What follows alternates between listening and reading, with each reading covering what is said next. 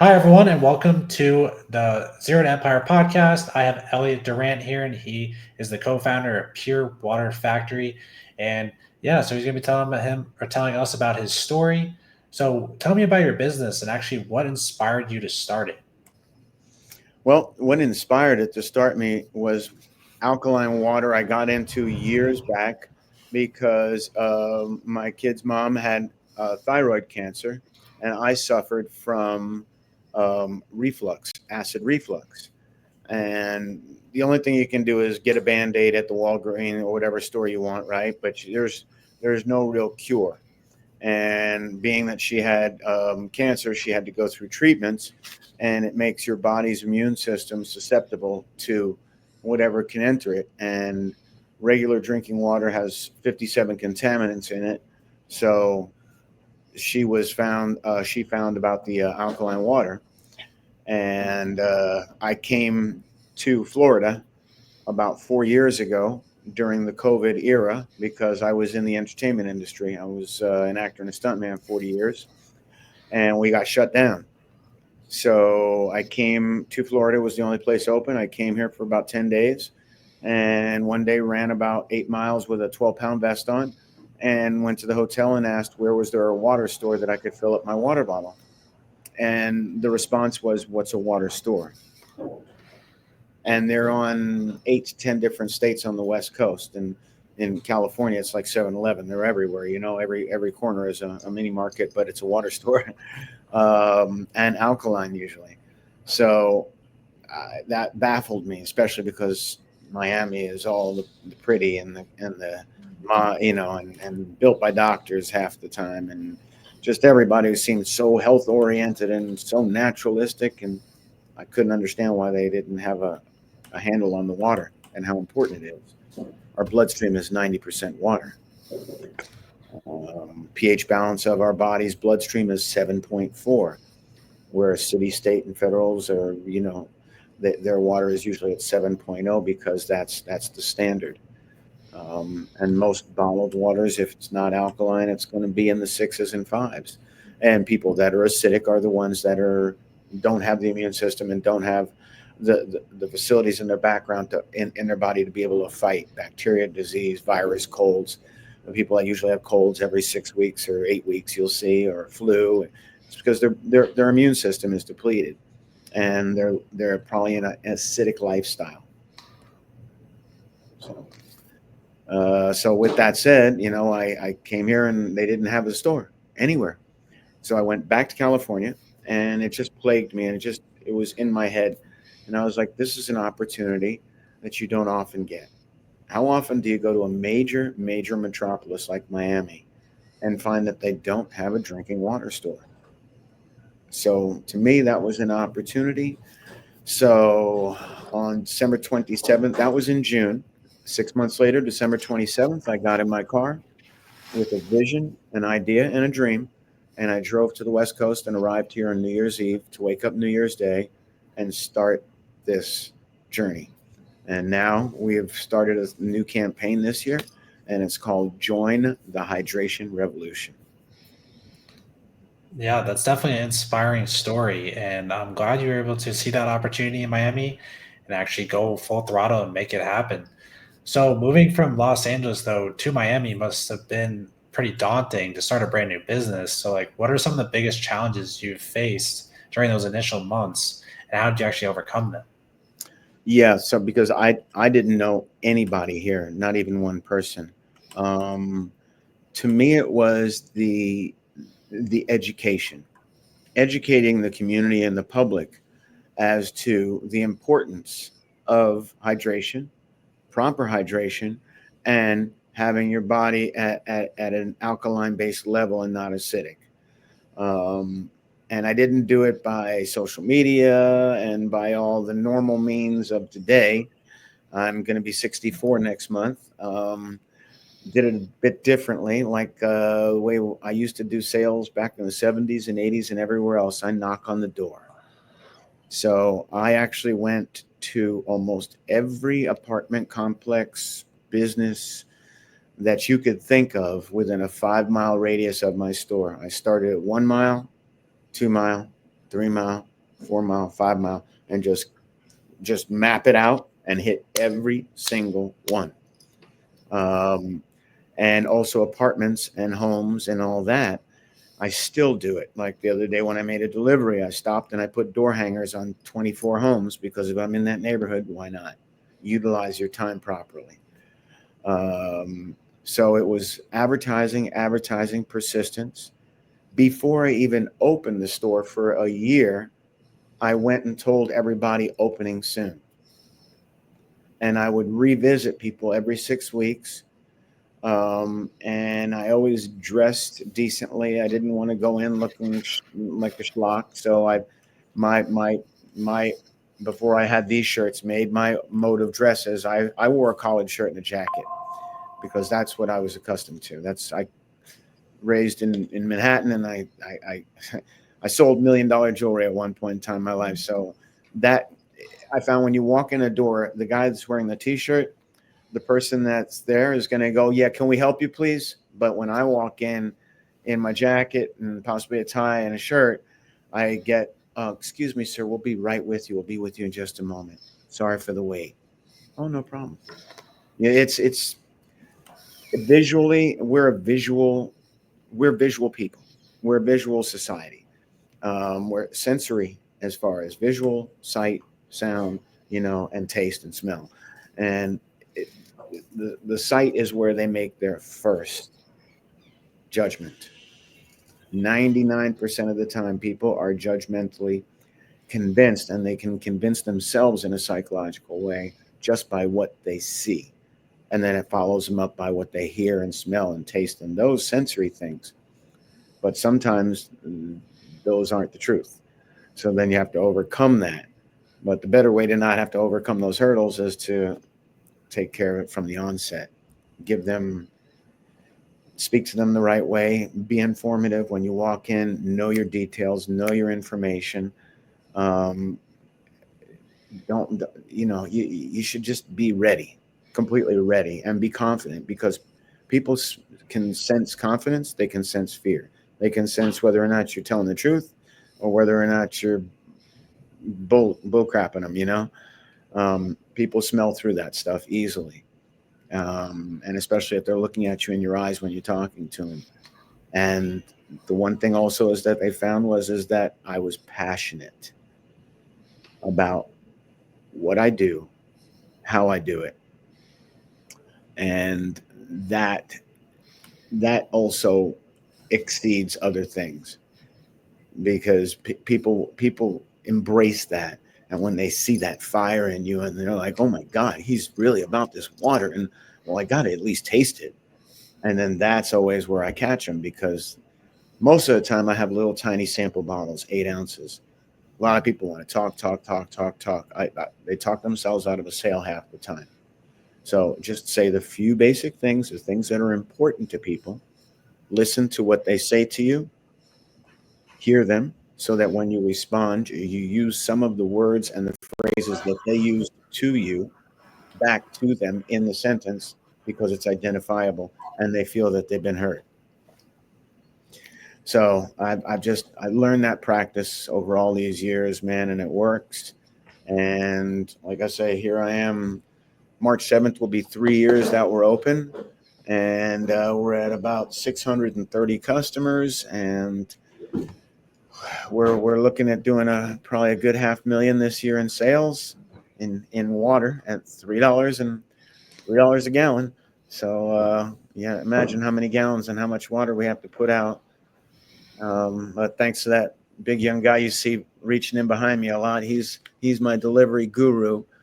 I was able to steal him from the airport, and he's been with me since day one, and he's my logistics manager, and is just amazing. But that's the other thing. You're only as good as your team. And what really has hurt so many industries and so many businesses and so many owners, it's it's your staff. It's people. It's not your product, and it's not your service, and it's not the quality or anything else. A lot of times it's the people, because the people that work for you are your front line. They are the face of the company when you're not there. and they're the ones that can make you successful, and they're the ones that can bury you. So that is like I tell people, when you're hiring an employee, it's like hiring a partner. It's like having a partner in a business or having a wife or a husband. You need to really investigate them as thoroughly as possible, because they're integral in everything you do, and they can be the tipping point. You know, I have a front desk person that's here now. It's been here for 8 months. I went through three before her. I've heard the story from other friends of mine that they just go through employees trying to find the right one, because it's just so difficult to find qualified and quality. 100%. A quality team will definitely make or break your business. Oh. And before this podcast, you actually told me that you had decades of experiencing managing teams. Mhm. So how has your leadership style actually evolved over time, and what lessons have you applied from previous roles to running your own business? Well, um, first off, I've always tried to make the employee feel, the first thing always is that I tell them that I'll never ask them to do anything that I wouldn't do myself. So my employees have seen me clean the bathrooms. If they have too much, like this young man here, he had big deliveries. I go out and I deliver with him. There are places that he can't hit or that he can't make to. He'll call me and I'll go and do it. Um, if I treat them like family, um, and instead of just like an employee to where you don't even remember, many people, they don't remember their names, they don't know anything about them, they don't know their families, they don't know anything. I give my employees 1 week paid vacation. I'm about to give him a share in the company, where my brother and I have we're opening a fund that's an employee fund, so that we'll be able to give the employees a piece of the pie, so that now they're not just working like they're working for me, they're working for them too, and for their kids' future. Um, I managed a health spa gym, kind of a luxurious 25,000 square foot place in West Hollywood that dealt with famous people, and the Justin Biebers of the world and all those people used to come to me. Um, and I had 50 employees. We did body scrubs, facial scrubs, everything from pool to sauna to cosmetics to a full bar, full restaurant, everything. Um, Private room. I mean, just the most of opulence that you could figure. And 25,000 square feet of building and 50 employees. And when I got there, it wasn't doing as well. The employees didn't care, because the owners were more like tyrannical and weren't about, they don't, like my kids. I text them and I say, "Thank you so much for a good day. You're just amazing. I really appreciate you." It goes a long way. Instead of the only time that they hear from you is when you want to gripe at them and tell them what they've done wrong. No. It's like when I go out to places, I tell the owners of places, that in person you have working, if they weren't with you, I would probably hire them because they're really excellent. And they're like, "Oh my God, thank you." Well, that's what you're supposed to do. So I treat my employees with courtesy and kindness. I always have an open door policy. I say, if an emergency comes up, life happens, don't be afraid to come and talk to me. Like, I'm here now in my store because my front desk girl had to leave because she got a call from her apartment building, said it was an emergency inspection today, and that they had to be there to open the door. If not, they were going to go in, and she has a dog and all that stuff. So I was like, okay, well, then you should just go. Most Yeah. places don't do this. They're going to fire you, dock your pay, or suspend, or whatever. Not going to treat you right. Thanksgiving, I gave them both $100 to make sure that they would be able to buy Thanksgiving dinner for their families. My brother and I gave them each 100. So treat people the way you want to be treated, make them feel that they're valuable, make your employees feel like if they weren't there, we wouldn't be successful, and show them that you care. Because that's the one thing that makes an employee will take the extra step. They'll do more for you than you can ever imagine, like my two. They go above and beyond the call of duty every single day, but it's because I'm there 100% for them, and I back them for anything. Had as a matter of fact, a customer spoke to my employee a little rudely earlier today, and she didn't appreciate it. So I called him, and I called him on it, and I told him, don't speak to her like that anymore. If you ever want to talk to anybody with an issue, it's me, and you have my number. Call me. Those are my employees, and it's my staff. It's not for you to speak to them like that. Wow, that's so great that you're doing that and you're showing by example and being like inspiring, as well as like a good image for the company and your employees. Like it's definitely, yeah, if you put a lot of care into your employees, they're gonna bend over backwards as you said for you. So that's awesome, and Mhm. keep up the great work with that for sure. And I wish more companies would do that because it would obviously make a lot of more companies succeed. But yeah, starting as a delivery service though, and then expanding into retail and private labeling and actually some government contracts we were talking about before this call is impressive. So, what kind of strategies did you actually use to achieve such rapid growth within just a few years? Persistence, man. It's persistence. I've made sure to go to every agency, every I'm county certified, Miami-Dade Public Schools certified. I've even signed up to be a lobbyist at the Miami-Dade Public Schools because I found out that that was a way that you can walk in and you can't be turned away. I'm city certified, City of Miami, and how it was is really like I told you. I like walking up unannounced. I don't like giving people the time to set up barriers and to possibly have some front desk person tell me, "Oh, I'm sorry, they're not here today," and that kind of stuff, and play the games. So I go and knock on the door. So the City of Miami Solid Waste, let's say, I've had that contract for 3 years. We deliver to them twice a month, probably 15, 25 gallon bottles, and I'm also a hurricane supply. They have cases of my water in the back. Um, that was I walked in and like I've just had happen in a city hall recently. They ask you, "I'm sorry, sir, do you have an appointment?" And I said, "Well, not really." And they always go, "Well, what do you mean not really?" Yeah, see, and they do that. They go, "What do you mean not really? It's either a yes or a no." And I go, "Well, not exactly." I said, "I don't actually have a really written appointment with you here today, but he told me I should come today." And I just point to God. And then they always look at me very with a whimsical, like, "What?" So what? I'm just telling you. This is the truth. I mean, I get the vision, I get spoken to, and I listen, and I just do it, and I show up. So I have a product that's worthy of being spoken to. And is your manager or supervisor or is the owner here, please? Is the city manager here? Is the mayor here? um, I don't really care. I mean, it doesn't matter to me who you are and who's in that door. It's a door. I'm going to knock on it, and if you're in it, you're breathing, you're drinking water.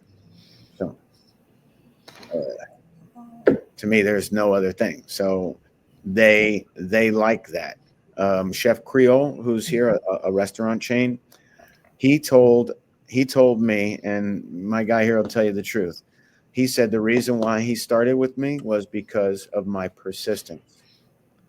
He said because game has to respect game is what he said.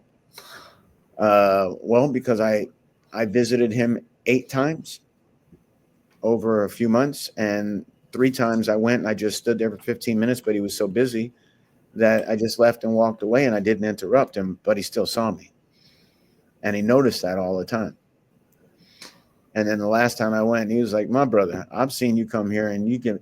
He goes, "I got to talk to you. Anybody who's willing to just keep stepping up to the plate like this, I got to talk to you." And then when all I needed was that 5 minutes, and once I was done with him, now he only drinks my water. Not only does he sell it, but he only drinks it at his house, and he tells everybody that he has magic water. That's. Thank you, Stephen. You got So Yeah. I got a real little guy here who delivers my water. He's only 6'7". Carries my Oh, water yeah. like they're like laundry detergent. I know, and I'm struggling. That's hilarious. And that's awesome you're able to make that partnership with that man just by Yep. being consistent and showing up. And that's great that he loves your water now. And I don't doubt it. Yep. So, how'd you actually come up with the name Pure Water Factory? And what does it actually mean to you personally and professionally? It just came to me in the night one night. I keep a little book next to me because I often wake up in the middle of the night, and I used to always be daunted and mad and be like, God damn, I'm waking up in the middle of the night. I just want to go back to sleep, and you go back to sleep. Well, I heard a speaker once, a pastor and everything, speaking about that's a special voice that you're being called at that time, and you're not realizing it. And so I really thought about it later. And it's a quiet time. When you wake up at 2, 3, 4 in the morning, it's completely silent. And that's when the Buddhists and a lot of other thinkers used to get up as 4 in the morning, because 4 to 6 is just that tranquil period where nothing is moving, the world is still, and you can be in yourself. You can harmonize with your own body and with what's going on around you, and you can actually think. So I often wake up and I'll write things down, ideas that'll just, if I wake up and I pop up and it's sitting there, it's like, okay, well, there's a reason for it. So I just write words down, or I'll write the sentence or the thought or whatever it is, and it just comes. And then so that happened like that, and then I asked my son, who is now 25, who's an artist, if he would draw a design of what he would think. And I said, I'm thinking like Pure Water Factory, so I want to see like, you know, some gears and some water dripping and things like that. And so that's how we were able to get the gears here, and the water drop comes out of the F like a spout. So he did the first initial, and then I went to Fiverr, as we know, and got some kid from across the globe to do me a little thing there. And then finally, once we tweaked it, it was there, and I was like, great. So that's our logo, and it's been our brand and our logo ever since. And all my water bottles are labeled. The whole place is logoed like this. I'm going to change a little bit of those things coming up now. We're going to improvise a little more, and instead of the solid label, I'm about to go to a clear label. But basically, the logo will stay the same, and the emphasis was pure water, and we are the factory. We make it because the machine's right there. And there's only one other little tiny store here that makes alkaline water in their store, but they don't deliver. I'm the only delivery service there is in all of Miami-Dade County. And like right now, I'm presently trying to get the Miami-Dade County Public Schools. I'm working on trying to get that account. It's the third largest school system in the United States, 35,000 employees and 350,000 students. That would be a great contract. Oh, yeah, that would be definitely a great, solid contract. And I wish you the best in getting that. And Thank you. yeah, no problem. You mentioned that you have unique filtration process your company uses to actually create that alkaline water. Yeah. Can you actually walk us through what actually sets your water apart from major brands like Dasani? Oh, sure. So, well, Dasani and those kinds of waters, they're basically just a purified water. And it goes through a very simple process. Mine is 12 stages. A lot of the other alkaline waters, if you'll notice, um, all the big brands mostly, on the back it will say bicarbonate soda and sodium hydrochloride.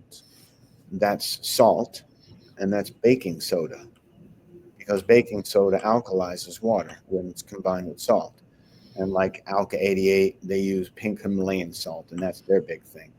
Um, I don't use baking soda. I pass it through filtration systems with membranes and honeycomb membranes that actually capture the impurities into it. And then I mean, I've got one, two, three, four, five, six different tubes that it passes through, and then it goes through ultraviolet light. Ultraviolet light scrambles the RNA and the DNA of the bacterial pathogens so they can't replicate and grow. And then I pass it through a carbon block filter, which reduces odor and cleans up the taste. And then when it leaves that system, it crosses the room over to an alkaline tank where I have minerals that I source out separately. Um, they're ceramic mineral beads, silver ion, which is a mantin that I use, and negative ORP, which is really critical for your kidneys, and protects your kidneys against antibacterials and virus and disease and all that. We use magnesium, calcium. There's a few other ceramic mineral beads that we use in there. And what that does is, as the water pushes in with an osmotic pressure, it spins and churns the beads so that it emits the minerals into the water. So it's like stones, basically, because if you drink water coming down like Niagara Falls, it's picking up all the minerals and everything off the rocks, and that's how it becomes so alkaline. And that's why everybody goes spring water, because spring water is getting its mineralization from the rock. So we use that, and then it goes through a 5.005 micron filter, which anything that is zero point 0.005 millimeters, so anything larger than that does not pass through into the clean water. It gets stopped and is thrown to the waste. And then at the end, it goes through ozone. I have an ozone filtration system, and ozone is what clears that sky and that all that around us in our atmosphere. Then from there, it crosses the room and it goes through food grade pipes, which we had installed in the building when I had this built. And then at the fill station, there is an ozone tank as well inside the fill, because we take the bottles and put them on top, push a button, and it will send the ozone and the water into the bottle and completely sanitize 100% and make sure that no bacteria is in there. And because of the mineralization and the way I do the water, it's super soft. So people always go, taste water. They can taste water. Most bottles, you taste it. Everybody's always Most people drink my water, and then I 7, 8 times out of 10, they take it and they look at the bottle like, what is this kind of thing? And I'm like, what's wrong? And they're like, it's just weird. This water's so good. It's like so clear. It's just so soft. And they said, yeah. I said, we worked hard to get to this. So I sent my water to the National Testing Laboratory in Michigan, and it came back as 9.8 pH, and all 57 contaminants undetectable. Yep. So I have probably the best. I have the best water that you can find in the area. That's why I'm making it for Elevation 8 Fitness now, which is a, a chain of 4 gyms, which will soon be 6, 2 more in New York. But the people in there are all half the people are training for Mr. Olympias and things like that. So it's not like your family gym. It's just real athletes and real buff, like insane people in there. I private label their water, and I just started there a few months ago, and they can hardly keep my water in their store. They said because these athletes drink this water like it's going out of style, and everybody is just insane and crazy about your water. They're like, this stuff's so good, and I'm like, well, yeah. So I'm getting hit up by other companies from around the country because they're seeing Instagrams by them, so other gyms and other places, and I'm reaching out to everybody. If you're a bank or whatever, a store, I don't care. It doesn't matter. If you want a private label water bottle, we can do it. Yeah, that's awesome, and that's good that you're having such a great success with gyms, and that's awesome that everyone's killing your water very fast and they want more of it. So, Oh, where do you actually see the Pure Water factory in the next 5 years, and what steps are you taking to ensure the company continues to scale successfully? yep. So I just went recently to. I'm waiting for a meeting with the city manager in Opelika, and then I'll be getting one in North Miami Beach because I'm trying to see about getting an enterprise zone, is what it's called, where they'll have a. They're in most cities. It's an underprivileged area possibly, or that's used to be and now isn't, and they have warehouses and buildings that have been abandoned and or not nobody in it for months, years, or whatever, and it might need a little rehabilitation, might need a little love. Um, but to come in an enterprise zone, you put in funding, and the city will also give some because it's going to enhance the neighborhood, and we're trying to upgrade the quality of the neighborhood and bring a thriving business to the city, so they'll actually get taxes too, naturally. And then part of it is you have to hire somebody or a couple of people from the immediate neighborhood, which I'm all about. I love that idea because you want people that live close, and also that would have a vested interest in the business because it's then that's their neighborhood. Um, so we're doing that so that I can. And then I met last week with a bottling plant maker, a gentleman who instead of me having, they have those. You've seen where they have the line of bottles that runs on the machine, constantly the hundreds and thousands of bottles, and it's like rinse and it fills and it caps it and it labels it and packages it and shoots it out the other end. So I'm in talks with a company here in Florida, in Miami, that makes it here. So I don't have to go to China. I don't have to deal with any of that stuff. I'm going to be a US made branded company, period, like I am. And if I need any assistance, any mechanical, anything with the machinery, it's a phone call away. They're there within 30 minutes, within the hours if I need it.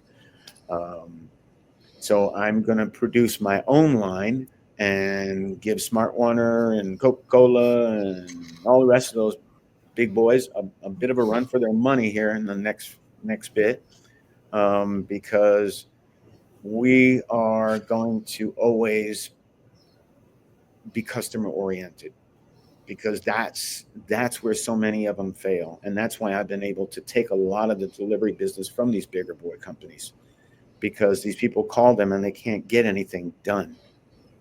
They're outsourcing. They're talking to some guy in 7,000 miles away, or they call us. They're speaking right here, and we respond right away within 24 hours, and we'll attend to your needs within 72 hours usually. Um, I've even adapted certain pricings just recently, like Prime Video. If you want your stuff early and quick, you can. If you're a member of Prime, you'll get it when you get it. But if you want it faster, you pay a little bit more. So I've established a system like that here too. Uh, Yeah, that's great. yeah, constantly evolving, constantly. To run a business, you need to be like a point guard in basketball. I'm a sports guy. I lettered in three different sports, so I play everything. And a point guard is the guy who's the one who brings down the ball and he sets it up, and he either can drive and go score himself, or he passes it to the appropriate player that is in the right spot to complete and get the goal. That's what I am. I'm the point guard. So every time coming down the court, it's not just a dribble, dribble, dribble.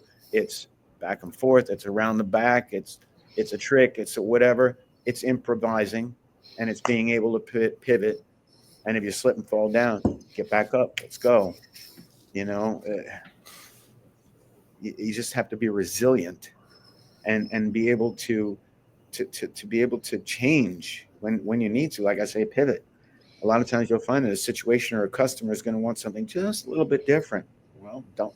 No is not the answer. It's maybe. Let me get back to you. Yeah, it's important to be customer oriented, but also be able to be adaptable so that you can understand each scenario, go about it the right way and the best way possible. So, what's actually the most valuable piece of advice you would give someone looking to start their own business, or particularly in an industry as competitive as yours? Yeah, I know mine is a bit competitive right now. And starting as a mom and pop has been it's a challenge, because the big boys can outprice me and they can drop pallets for free, like I've had happen to me already. I go back to a client, I'm like, "Whoa, what's that?" And they're like, "Well, they just dropped off a free pallet for us." But I had built up enough of a loyalty based with the person. They said, "But don't worry about it. We're getting rid of this stuff as soon as it's gone. It's gone. We're still with you." I said, "Oh, there you go." And that's leads me to the answer to that question too.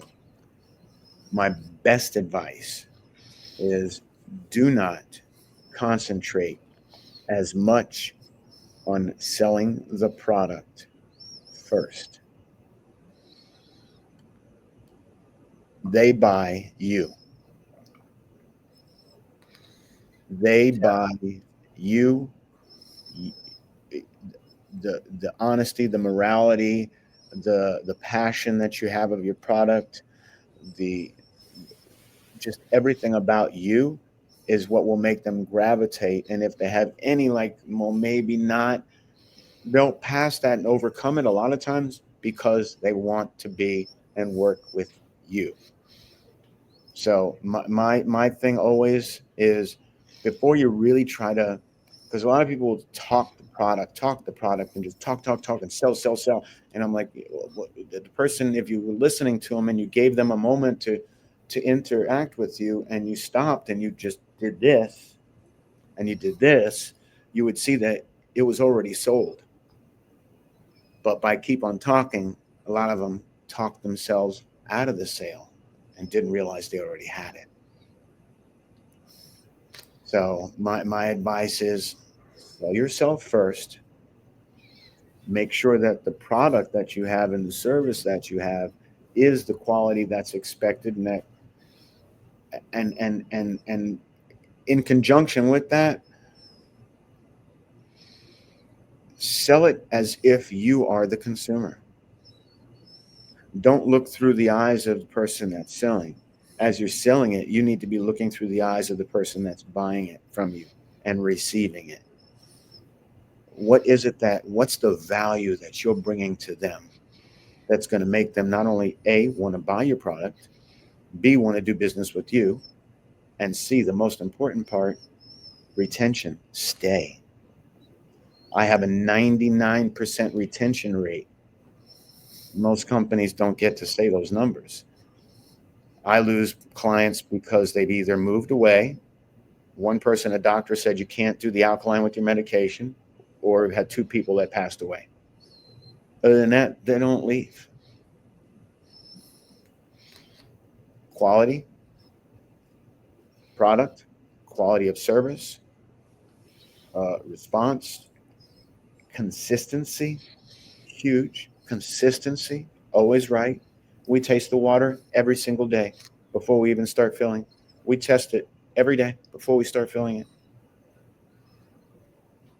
because we found out the hard way once where it changed because of the hurricanes and the storms that were out here, back flushed everything into my system so poor, so it disrupted my whole system, that I had to throw away 1,200 gallons of water.